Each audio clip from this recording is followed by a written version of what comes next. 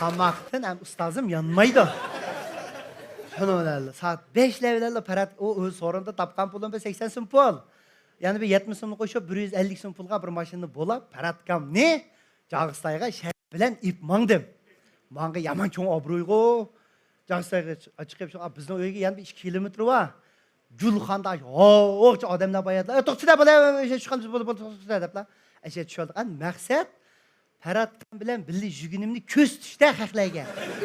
Yo, mamukul pulni qopdi jumo, parat bojilar bilan yurdik-a, dapqason deb. Paratkalar paranshi, men vatim, paratkam sezmaydi. Kallistash opamning tamig'i yoradi. Da'vo ketib bormiz. Qarab Jag'istayning xalqi, "Voy, parat boji chiqibdi jumo." Ana, voy, aminishdan qarama. Oxira, voy. Ayollar deydi, "Voy, parat boji deb shu ko'ringlar." Bizim roşkum xeyli yetiş qaptı cuma. Tazkatda bir şikisi. Ankara, obro'y tepdi de bu mu xeyli? Qulğum kirib turibdi da. İşte ketib barma aqsa. Paratkan bilan dehshat yiqildig'ini ifodalab qo'yay deb, aslida o paransh manga odam bilan dehshat muhim gaplarni to'xtab, bunda deb yozar ketib. Bunda deysan-ku. Men aytdik-ku, gaplarga ishtaq qolmanda paratkamga. Mana aka mashadvoga bir üstten batadigan keyin tindirib yutlab, yana yo'l qildi. Bu üstten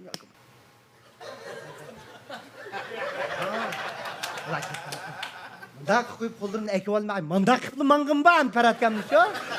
Yiqinga deb qolsin deb. Uyga borsaq, u bizning Jag'istay deganda bir gap birdamdil tarqalib ketgan shu-to. Opam, dadamlar uqib bo'pti. Ro'zaxon parat Xo'jahmat bilan chiqibdi deb. Opam, dadamlar taloq chiqib turdi, paratkam ko'rishdi. "Vo, To'naqnaka yaxshimi? Hada, ahvolingiz yaxshimi? Ha, mana ukam bilan chiqib qoldim. Jag'istayga dedi. "Voy, jiring ukam" deb uyga kirdi. Uyda bir kayfiyat ko'tarilib ketdi. Paratkam oyoqlarim mundaq yeshibdi, endi men dadamlarga bu ro'zaxim shadi xil yuz tepibdi, dab qalsin deb. Paratkam oyoqlarim 11-yilning Abduzulga juma, deb chaqchaqib baqdim. Paratkam sezib bo'ldi. Aka qolingni deb qo'ydi. U yoyirab ketib bormanda, dadamlarning oldida, deydi emasmi?